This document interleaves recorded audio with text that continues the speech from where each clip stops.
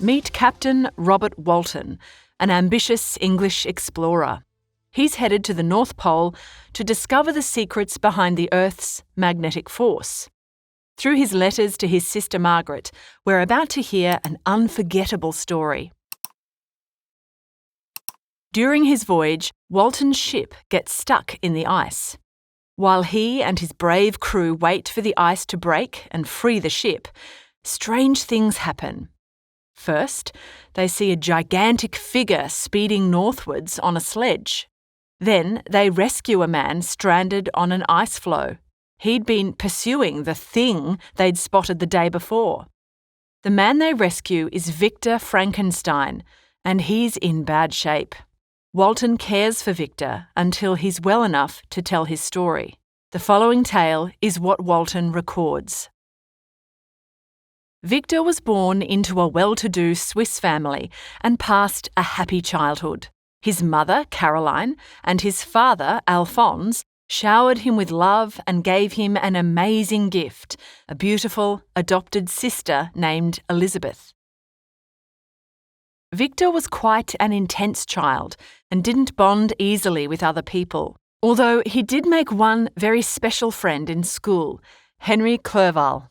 This extraordinary young man became Victor's lifelong friend.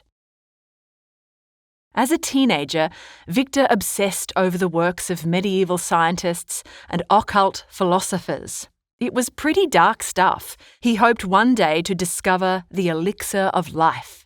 Then, after witnessing the power of lightning at the age of 15, Victor started investigating electricity and galvanism. Then, at age 17, Victor suffers the first major tragedy of his life. His beloved mother dies of scarlet fever. But this is just a taste of the misery Victor would suffer in later life.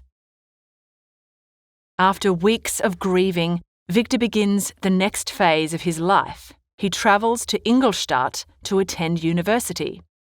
It's here that Victor is inspired by the powers of modern scientists. Gripped by a manic desire for glory, Victor resolves to use science to uncover the deepest secrets of creation. What could possibly go wrong? For the next 2 years, Victor works hard to crack the ultimate mystery. What causes things to live? Then he has a major breakthrough. He finds out how to bring dead things back to life. Not that he shares the details of this with Walton. This is a cautionary tale, not a how-to guide. From here, 20-year-old Victor embarks on his major project, creating a perfect human specimen from scratch. One stormy November night, Victor brings his creature to life, only to be horrified by its ugliness. Victor flees his laboratory and abandons the creature in the hope that it will just go away. The next morning, Victor bumps into his old friend, Henry Clerval.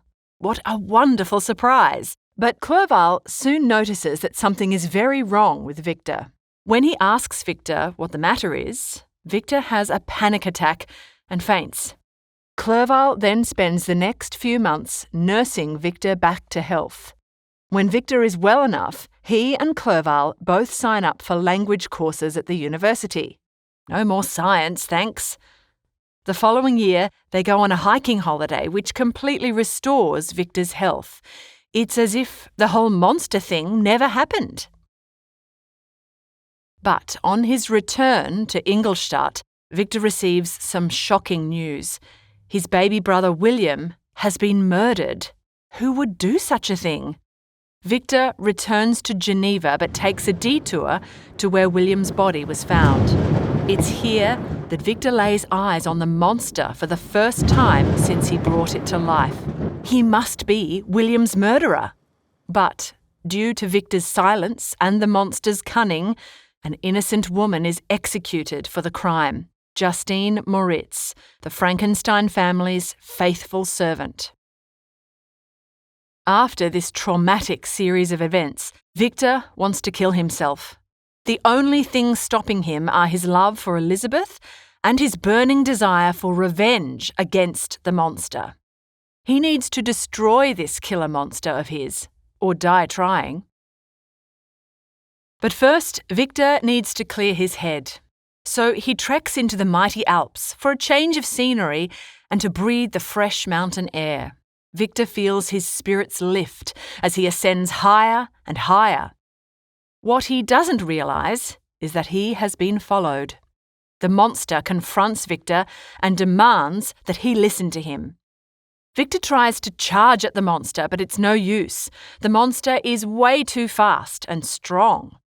So, Victor follows the monster to his cabin to hear his tale of woe. The first week of the monster's life was sheer agony. He was alone, cold, hungry, and terribly confused. Humans either ran from him or attacked him, so he fled into the German countryside. The monster found refuge in a small hut attached to a cottage, but he was careful to avoid being seen by the family who lived there. The monster observed the cottages through a crack in the wall and grew to love them. They were a family of 3, an old man, a young man, and a girl. When the monster realised that they were sad because they were poor, he started to secretly help them out. His plan was to eventually introduce himself, and he thought he'd have a better chance of success if he could speak well. So the monster learned their names and gained a good command of French, their native tongue. The young man was called Felix, his sister was Agatha, and their father was referred to by their family name, de Lacy. When Felix's Arabian fiancée, Safi, arrived, she needed French lessons. So the monster learned along with her. Through these lessons, he also learned to read and gained knowledge about human society and history. Unfortunately, the more knowledge the monster acquired, the more depressed he became. How will he ever be accepted into human society? He didn't even know who or what he was. Then again, the de Lacys were exiles themselves and had suffered a lot. Surely they would be more compassionate than most people. Still, the monster wanted to be ready for his first meeting with the de Lacys, so he continued to improve his mind. When his reading skills were up to scratch, the monster looked over a journal he'd stolen from Victor's laboratory. From this, he learned how he had come into existence and who was responsible. He cursed Victor for making him so hideous and wondered why he'd bothered creating him at all. This was rather a low point for the monster, but it gets worse. The monster convinced himself that the de Lacys wouldn't be like Victor. So one day, when blind old de Lacy was alone in the cottage, the monster plucked up the courage to introduce himself. All was going well until Felix, Agatha, and Safi arrived home. Upon seeing the monster with their father, Agatha fainted, Safi fled, and Felix attacked the monster with a stick. Instead of tearing Felix's limbs off, the monster ran and hid in his hut. He was absolutely devastated. Soon after this, the de Lacys abandoned their cottage out of fear. This filled the monster with rage, so he tore up their garden and burnt down the cottage. He then decided to trek to Geneva and find his creator. On the way, the monster saved a girl from drowning, only to be shot by a man who assumed the monster had hurt her. The monster declared war on humanity after that. His first victim was a certain little boy who happened to run across the monster's path, little William Frankenstein. Keen for more mischief, the monster framed an innocent girl for the boy's murder, Justine Moritz. After this, the monster fled into the mountains and fixed his mind on what he truly wanted, a companion. The monster ends his tale with this demand: "Build me a female." Victor initially refuses, but the monster talks him into it. The monster promises that as soon as Victor delivers the monster's bride, they'll leave Europe to live as peaceful hermits in South America. So they have a deal. But will Victor keep up his end of the bargain? He's repulsed by the idea of creating another monster and delays the project for months. Victor also needs to visit England to investigate recent discoveries that will help the project. Meanwhile, Victor's father wants to know when will Victor marry Elizabeth. The family have been looking forward to this for a while, as has Victor. But Victor needs to deliver the monster's bride before he thinks about the future. So, it's off to England. Naturally, Clerval joins Victor on the journey, which leads to lots of lengthy detours and sightseeing. When they finally reach London, they spend several months there while Victor acquires the knowledge and materials he needs for Operation Monster Bride. From there, they travel to Scotland, where Victor leaves Clerval with a family friend. Victor decides to sail to the Orkney Islands. It's the perfect far-flung location for Victor's filthy project. Building the monster's bride is a disgusting job that takes many weeks to complete. Victor also senses that he's being watched. One evening, just as he's ready to bring the new creature into being, Victor hesitates. He can't bring himself to inflict a second monster on mankind. He must have been mad to agree to this. Then, by the light of the moon, Victor sees the monster standing at the window. The monster's wicked grin drives Victor to tear the female apart. This brings out the worst in the monster, who threatens to be with Victor on his wedding night. The monster disappears after this, but Victor knows he hasn't seen the last of him.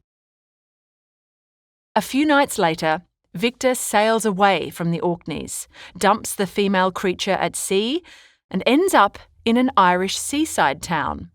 Unfortunately, Victor is soon arrested and imprisoned for a murder that took place there the previous night. Who was murdered? Poor Henry Clerval. Victor spends several months in an Irish dungeon, delirious with fever and raving in French, until he's found not guilty of the murder. On his return to Geneva, Victor marries Elizabeth, despite the monster's threat to be with Victor on his wedding night. It's a happy occasion for the family, but Victor's anxiety returns when they reach their honeymoon spot. That evening, while Victor stalks the halls of the inn with a pistol, he hears terrible screams coming from their room. It's Elizabeth! He runs to save her, but he's too late. The monster had strangled the life out of her. Despite his crushing grief, Victor returns to Geneva to protect his remaining loved ones. But news of Elizabeth's death causes Victor's father to die of a broken heart. This sends Victor right over the edge, and he spends the next few months locked away in a madhouse. Upon his release, Victor fixes his mind on revenge. When the Swiss authorities refuse to help him, Victor goes on a solo mission. Victor tracks the monster from the local cemetery across Europe, through the wilds of Russia and into the icy Arctic. The pursuit goes well until the ice splits, stranding Victor and his one surviving dog on an ice raft. Walton's ship saves him and the dog from ugly deaths. Even so, Victor knows he is spent. He will die soon and implores Walton to kill the monster on his behalf. A few days later, the valiant heart of Victor Frankenstein stops beating. Captain Walton is devastated for two reasons. One, because his wonderful new friend has just died, and two, because he must return home a failure. The ice has freed his ship, but the crew demand to head south to safety. Then, one night, Walton goes to investigate a noise coming from the cabin containing Victor's coffin. It's the monster. He's returned to grieve over the body of his creator. When Walton expresses his contempt for the monster and his crimes, the monster reminds Walton that he only got one side of the story. That's a fair point. Still, the monster admits he has done wicked things and that he loathes himself. His final act will be to flee to a remote place, build a large funeral pyre, and set himself alight. That way, his body will turn to ash, and no one will discover how to make another creature like him. With this, the monster jumps ship onto a nearby ice floe and is carried away into the distance. Here ends the cautionary tale of Victor Frankenstein and his miserable monster. So, what do you think? Who is the real monster in this story? And is ambition really that dangerous?